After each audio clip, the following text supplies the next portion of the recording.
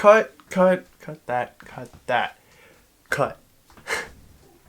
Hey, if you guys don't know who I am, I'm Jason Marie Sigua de Leon. Today you would have been watching a short film that I was planning to make for a friend that passed away last month.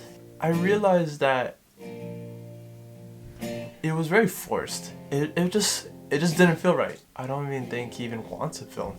Instead of posting what I was gonna make a short film, a little mini documentary, I'm just gonna sit here and talk about what I was gonna be kind of talking about in the short film that I was supposed to be making.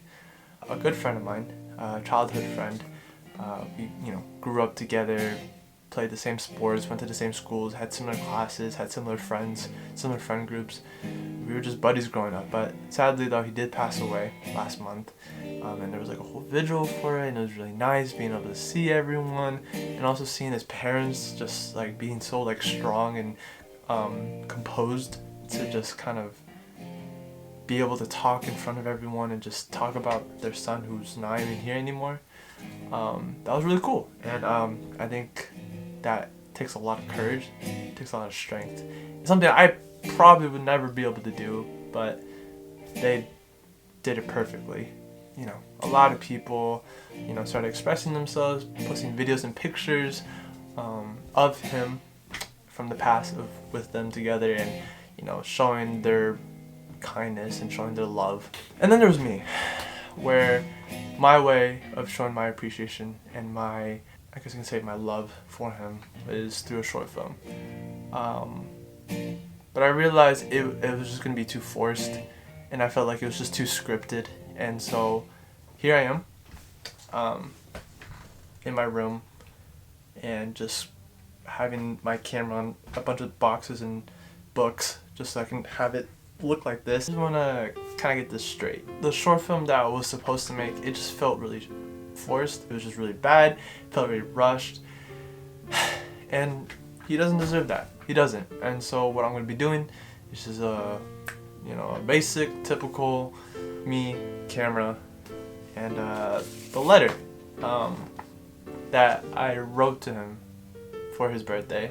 I think I made it on the 4th of January, or a little bit before that. So at that time, my emotions were in a different place, my mindset was in a different place.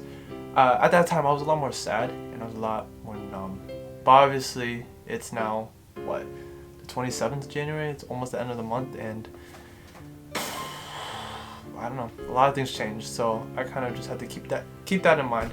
Alright, I'm just gonna read this letter, I'll give my viewpoints, and then I'll just end it here, because I just want this to be out there so that anyone could listen, I guess.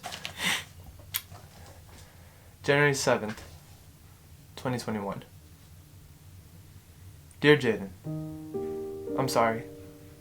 I'm sorry that you're not here anymore, and you had the experience leaving alone. I'm sorry that when you needed a friend the most, I wasn't running towards your direction. I'm sorry for giving up so easily, both on my past goals, but also on our friendship. I'm sorry that I didn't reach out when you didn't, because deep down, you were facing your own demons and didn't have the strength to reach out. I'm sorry for ever hating on you because of my own jealousy and a lack of talent that you had, but I didn't. I'm sorry for ever doubting you because when other people did, I was afraid too. I was afraid to voice my own opinion and stand by my own beliefs. I'm sorry I wasn't a friend that you needed, but instead someone in the past you knew of. I'm sorry. To this day, I wonder to myself, was there something I could have done? What was hurting you so bad that you couldn't even trust me? Where did I go wrong as a friend? And even as a brother? When did it begin? All this pain and suffering you endured, but never expressed? Why? Why didn't I just simply reach out? Why couldn't I just have said something? One single word. I will forever live in regret for what I didn't do, knowing I could have just been a friend and kept in touch, but instead accepted that you moved on from us, when in reality you were most likely drowning and calling for help, but couldn't. Although I can continue with this, pouting and complaining and mourning, I'm not. but instead accept what I did and didn't do and move on. Whatever I say or do, it won't erase the fact that you aren't coming back. You're moving on now, somewhere far, far away from here. The one thing I can be happy for is now you can rest easy. You don't have to endure the pain anymore. But in return, we take that burden you have been carrying on your shoulders for so long. But Jaden, because of all the people who care for you and will miss you so much, none of us are alone. And to that, I want to thank you. Thank you, Jaden. Thank you for bringing us together. Thank you for being that anchor for the majority of the friendships I was grateful to be a part of. Thank you for sharing your intelligence and outlooks with me and the rest of us. Thank you for always having an open arms, even if we haven't talked in ages. You would always make it seem like we just talked yesterday. Thank you for being that role model and even an idol in my life by showing dedication, patience, and hard work to your own craft. Thank you for expressing your own personality and not trying to fit in. Thank you for being that guy who would always catch me if I fell, knowing that when I wasn't strong enough, you would always already be there. Thank you for being that friend that I couldn't be for you. Thank you.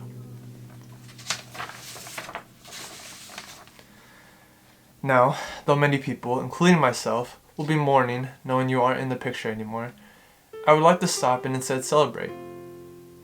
Please don't mistake me. I'm not celebrating that you're gone or that the way you went out, because in reality I was hurting like hell because of it. But what I do want to celebrate is this. Now you don't have to feel the pain anymore. And instead you can leave it all behind and rest. For once you can breathe.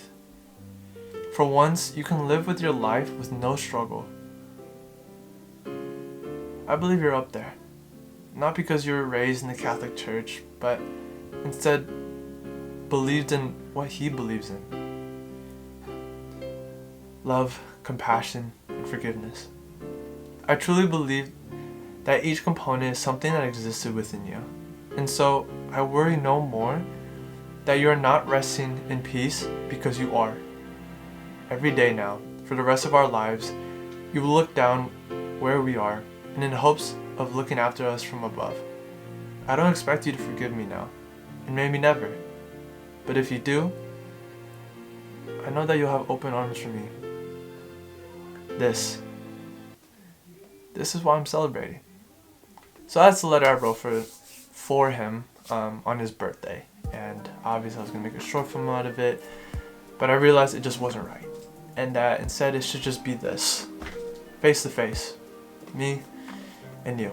To whoever may watch this, I hope that you can take this not as a way to just see how great of a friend I was, or to show that I was just this great person to him, and that I had no flaws and I was perfect and I was basically his best friend, and that's why I'm wrong for not being able to be there for him. Because in reality, I was actually one of the worst friends he could ever have. Because even though I considered myself as a really good friend of him, I wasn't there for him. You know the reason why I wasn't there for him? Is because I was jealous.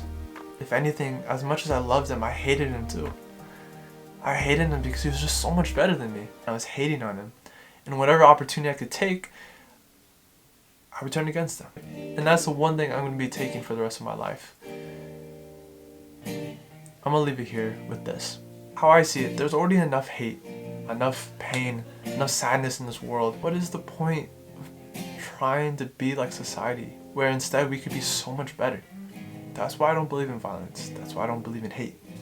That's why I don't believe in trying to argue with someone, because in reality, there's no point.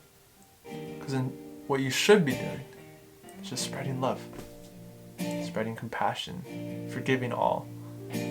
Because I held a grudge, and because I hated him instead of loving him, that's why I feel like I'm at fault, because I could have done something. So with that, I'm going to take that as a lesson, and I'm going to move on. Jaden, if you are listening, I'm going to be letting you go. And not because I want to forget about you, but because I want to let go of that pain, the flaws that I had in the past. Because in reality, those things don't define who I am to this day. So, Jade, I'm gonna let you go. Okay, this is the last time I'm ever gonna try to make a video or make something sentimental about you. But I'm not gonna forget you. I hope you know that. To everyone who's watching at home or wherever you may be watching, on your tablet, your laptop, your phone, you see this on Instagram or Facebook, just remember these 3 things. Peace, love, happiness. I hope you guys have a good night, and I will see you guys later. Good night.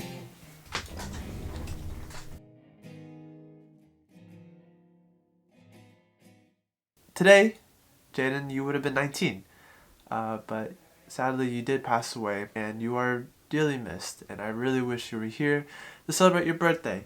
I